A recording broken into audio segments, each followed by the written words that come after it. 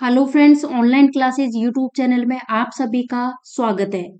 तो friends, most important topic लाई हूं मैं साइंस में। बायोलॉजी का टॉपिक है और रक्त परिसंचरण तंत्र यानी कि ब्लड सर्कुलेशन सिस्टम। इसमें हम देखेंगे मानव ब्लड से रिलेटेड सारे क्वेश्चंस कवर करेंगे और साथ ही साथ इस टॉपिक का जो थ्योरी पोर्शन है वो भी हम कवर करेंगे।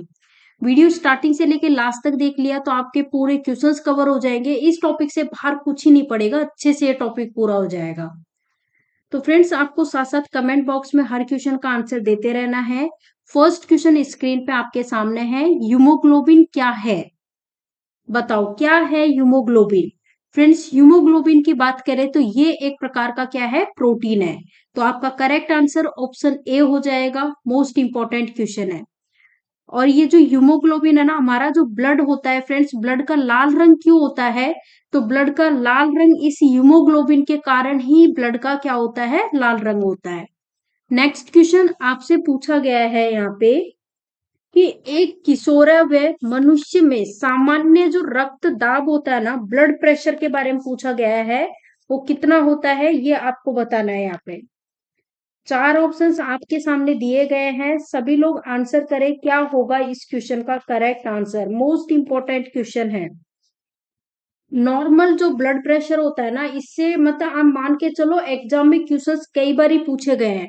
तो नॉर्मल जो ब्लड प्रेशर होता है ना 120/80 होता है, ठीक है ना, नॉर्मली। और अगर पूछा जाए लो ब्लड प्रेशर जो है ना, इसे हाइपोटेंशन भी कहते हैं, ये कितना होता है? तो ये आपको ध्यान रखना है, 110/70 होता है, 110/70 होता है। और अगर पूछा जाए हाई ब्लड प्रेशर जिसे हाइपरटेंशन भी कहते हैं, ये कितना होता है? तो 140/90 होता है। कितना होता है? 140/90 होता है, ठीक है ना। तो ये सारी चीज आपको ध्यान रखनी है। नेक्स्ट क्वेश्चन, मानव रक्त प्लाज्मा में प्राय पानी की प्रतिशत मात्रा कितनी होती है? मानव रक्त प्लाज्मा जो होता है ना, इसमें पानी की प्रतिशत मात्रा की हम बात करें तो 90%, तो आप मान के चलो 90% क्या होता है, पानी होता है। तो राइट आंसर क्या हो जाएगा? ऑप्शन डी करेक्ट आंसर हो जाएगा। अब देखो, एक चीज ध्यान रखना, ब्लड सर्कुलेशन की बात हुई है फ्रेंड्स, तो इसमें क्या होता है, ब्लड सेल्स होते हैं और प्लाज्मा होता है। ब्लड सेल्स कितने होते हैं, प्लाज्मा कितने होते हैं, वो सारी चीज मैं बता देती हूँ। सबसे पहले मैं यहाँ पे लिख रही हूँ ब्लड सेल्स। अब जो ब्लड सेल्स होते हैं ना हमारी बॉडी में, ये कितने होते हैं फ्रेंड्स? 45% होते हैं। कौन कौन से होते हैं? इसमें आता है आरबीसी, डब्ल्यूबीसी और प्लेटलेट्स, ठीक है। अब उसके बाद मैं बात कर रही हूँ प्लाज्मा के बारे में। जो प्लाज्मा होता है ना, प्लाज्मा वो कितना होता है हमारी बॉडी में? 55% होता है। ये जो 55% होता है ना, इसमें से 90% तो क्या हो जाता है, वाटर। ओके। और बाकी हम बात करें 10% की, तो 10% क्या हो जाता है, 10% में अन्य पदार्थ, यानी कि जैसे कि प्रोटीन हो गया, यूरिया, सोडियम फोस्फेट, बाइकार्बोनेट, ये सारी चीजें, ठीक है ना। तो ये सारी चीजें आपको अच्छे से क्लियर होनी चाहिए। ब्लड का संगठन ध्यान दो फ्रेंड्स, एक स्वस्थ व्यक्ति होता है, क्वेश्चन पूछा जाता है इसमें कितना ब्लड होता है, तो ये होता है 5 से 6 लीटर ब्लड होता है। और ब्लड का पीएच मान बहुत ज्यादा बार एग्जाम में पूछा गया है, जो कि होता है 7.4 होता है। ब्लड के टाइप कितने होते हैं? तो जैसा कि मैंने अभी बता ही दिया था आपको, प्लाज्मा होता है ब्लड में 55% और रक्त कोशिकाएं ब्लड सेल्स होते हैं 45%, ठीक है ना। अब यहाँ देखो, ब्लड सेल्स रक्त कोशिकाएं जो कि 45% होती हैं, इसमें आरबीसी होता है, डब्ल्यूबीसी होता है और प्लेटलेट्स होती है, ठीक है। ये चीज ध्यान रखना। अब अगर आपसे पूछा जाए, इनका क्रम पूछ लिया जाए, तो फ्रेंड्स इनमें देखो सबसे ज्यादा क्या होता है, आरबीसी होता है। आरबीसी हमारी बॉडी में रहता है 90%, कितना, 90%।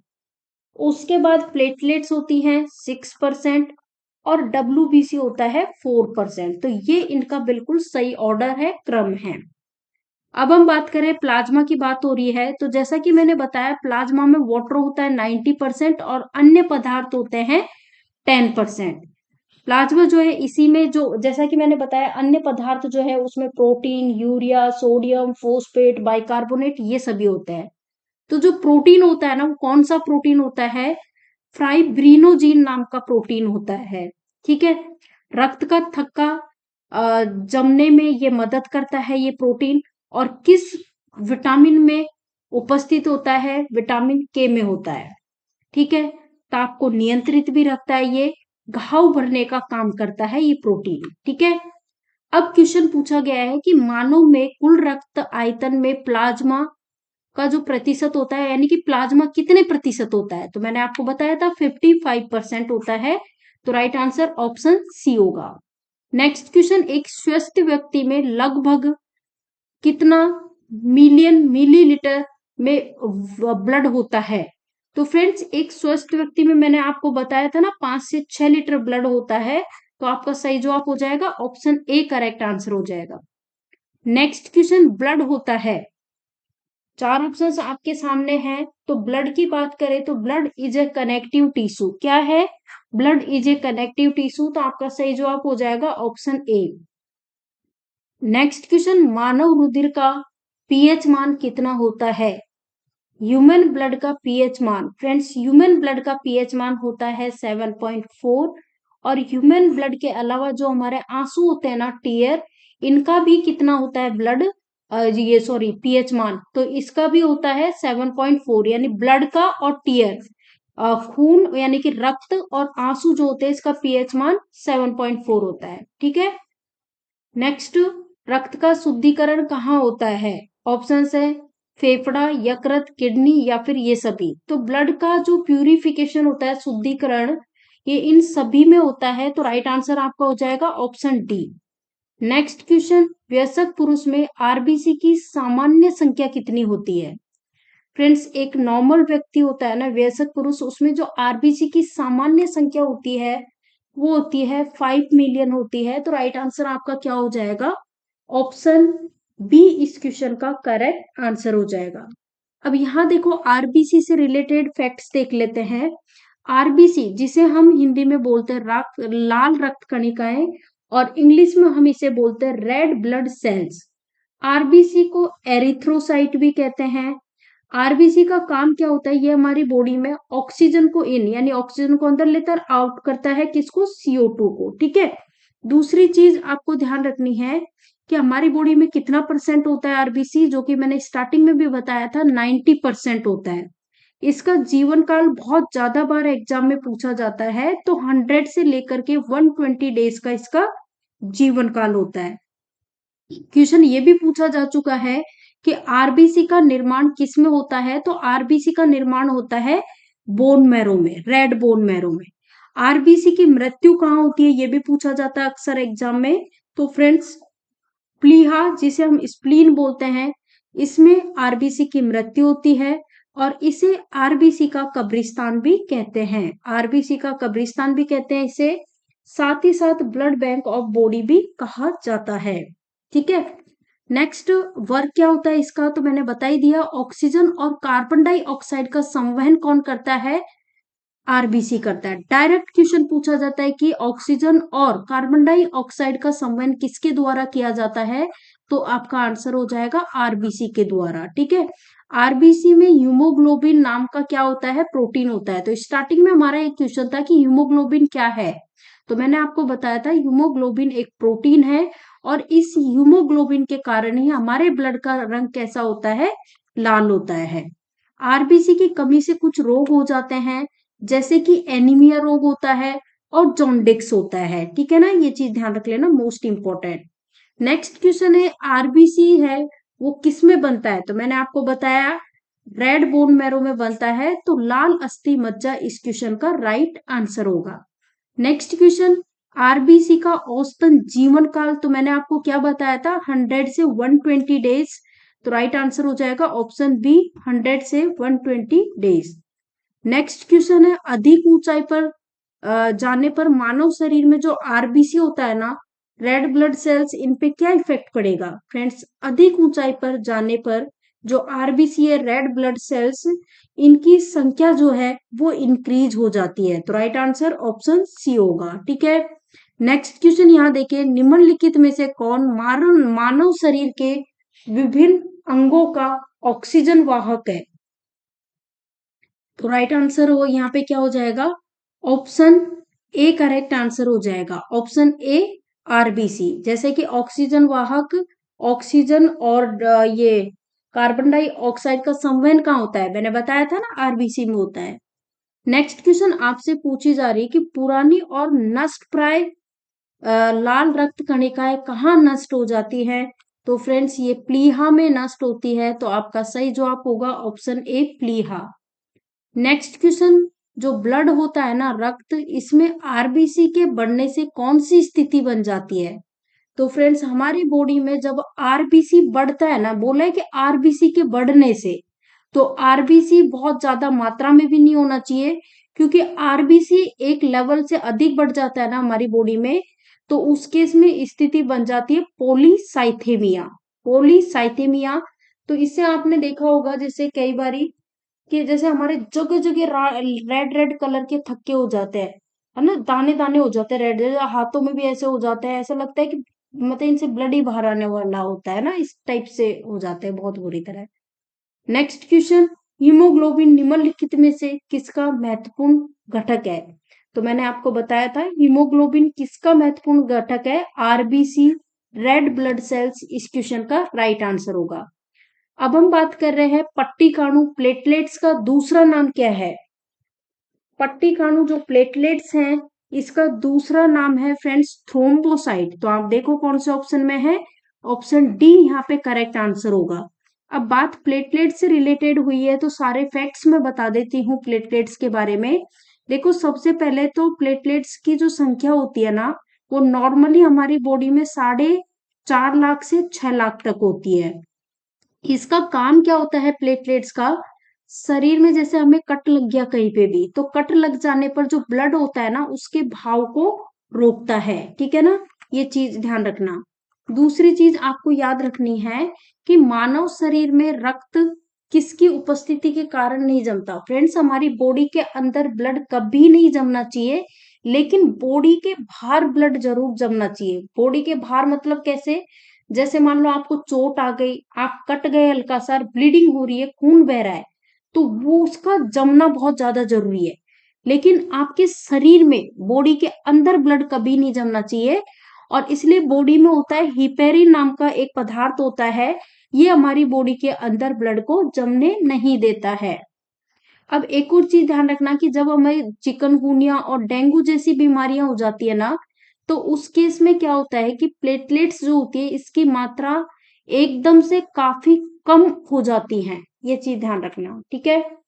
और अब डेंगू की बात करें तो डेंगू किसके कारण होता है फ्रेंड्स? डेंगू होता है एडिस एजिप्टी मादा मच्छर के कारण होता है ये, ठीक है ना, प्रोटोजोआ के कारण होता है, ये भी ध्यान रखना। और इसका प्रोटोजोआ का वाहक है एडिस एजिप्टी मादा मच्छर, जिसके कारण डेंगू होता है।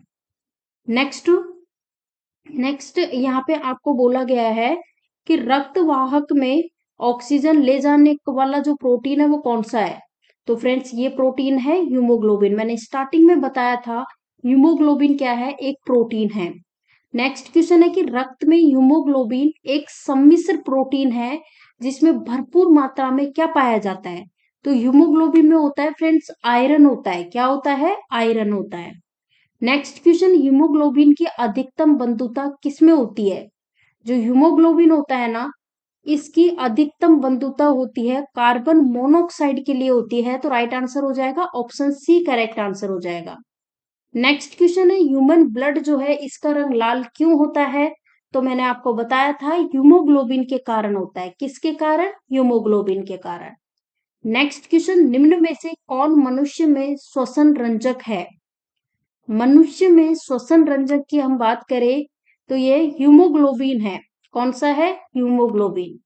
नेक्स्ट क्वेश्चन, रक्त में श्वेत कणों का मुख्य प्रयोजन क्या है? ब्लड में श्वेत कण जो है ना इसका मुख्य प्रयोजन क्या है? तो फ्रेंड्स ये है संक्रमण से संघर्ष करना, यानी कि टू फाइट इन्फेक्शन। इन्फेक्शन जो है संक्रमण, इससे संघर्ष करने का मेन काम होता है किसका, WBC का। अब हम थोड़ा सा जानते हैं WBC के बारे में, यहाँ से क्वेश्चंस अक्सर पूछ लिए जाते हैं।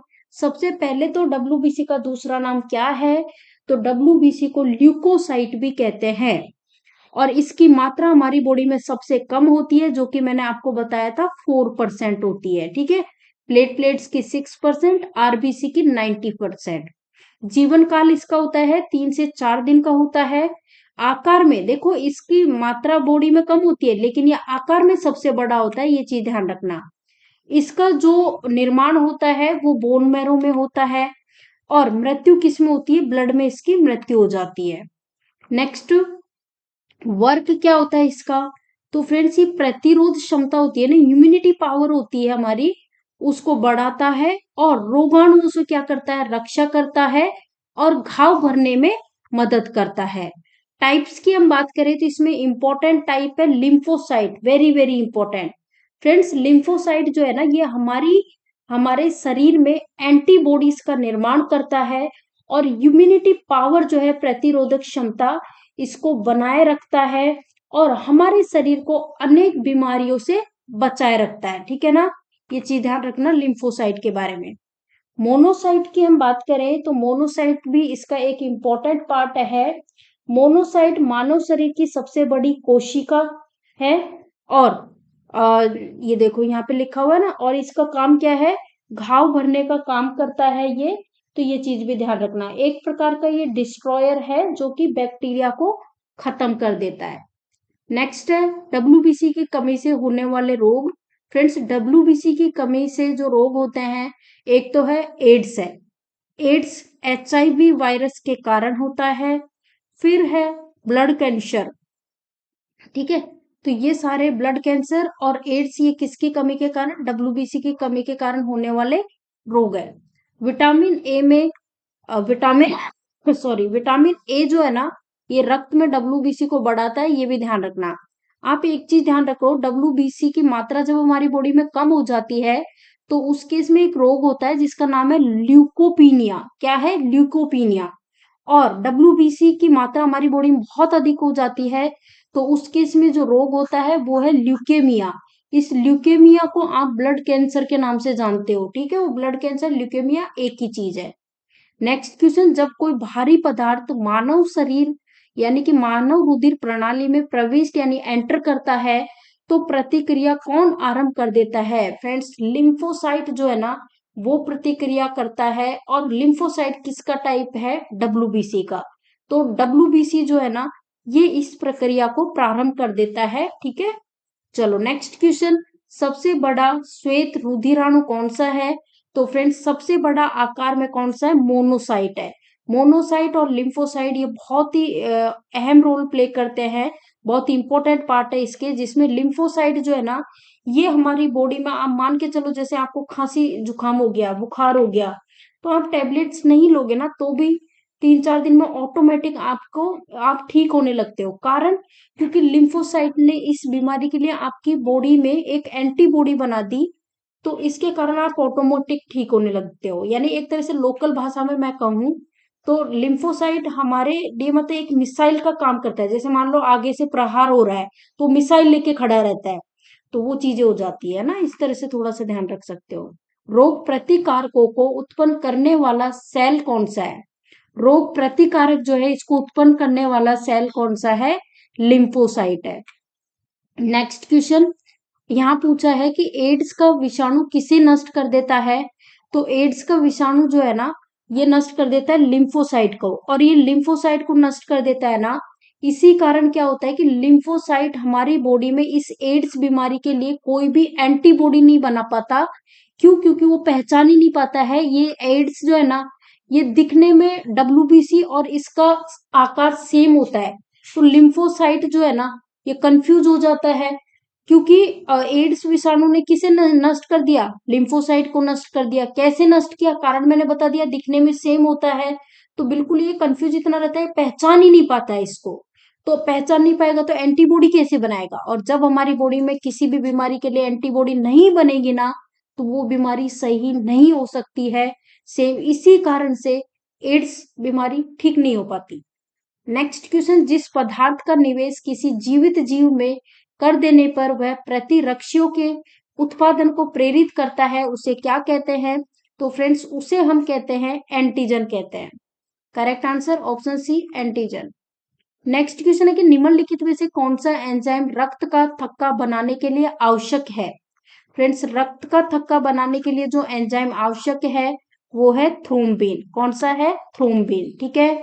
नेक्स्ट क्वेश्चन है कि रक्त का जमाव निम्नलिखित में से किस प्रोटीन के द्वारा होता है?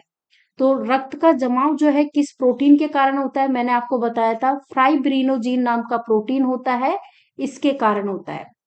नेक्स्ट क्वेश्चन है कि रक्त के स्कंदन यानी रक्त का थक्का बनाने में जो विटामिन मदद करता है वो विटामिन कौन सा है? विटामिन के है। विटामिन वाला चैप्टर पढ़ाया था, उसमें काफी डिटेल में मैंने सब कुछ पढ़ाया हुआ है इसके बारे में। नेक्स्ट क्वेश्चन है कि किसके मौजूदगी के कारण शरीर के भीतर रक्त जमता नहीं है? फ्रेंड्स हमारी बॉडी में हेपेरिन रहता है, इस हेपेरिन की मौजूदगी के कारण हमारे शरीर के भीतर रक्त नहीं जमता। ठीक है। नेक्स्ट क्वेश्चन, मानव शरीर में खून के शुद्धिकरण की जो प्रोसेसिंग होती है, प्रक्रिया होती है, उसे क्या कहते हैं? तो इसे कहते हैं फ्रेंड्स डायलिसिस कहते हैं। क्या कहते हैं? डायलिसिस। नेक्स्ट आपसे पूछा गया है क्रिसमस फैक्टर किसमें निहित होता है? क्रिसमस फैक्टर की हम बात करें तो ब्लड क्लॉटिंग जो है ना इसमें निहित होता है, तो राइट आंसर ऑप्शन डी होगा।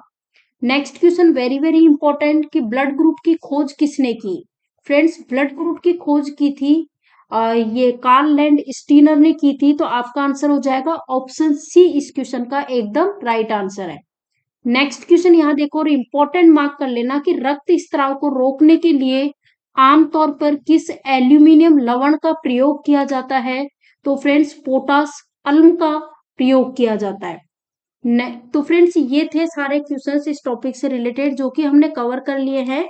वीडियो पसंद आया तो वीडियो को लाइक कर दो, ज्यादा से ज्यादा वीडियो को शेयर कर दो ताकि ज्यादा से ज्यादा लोगों तक ये वीडियो पहुंच सके, और वही आपकी तरफ से हमारे लिए बहुत बड़ा सपोर्ट होगा जो हमें मोटिवेट करता है नेक्स्ट वीडियो के लिए।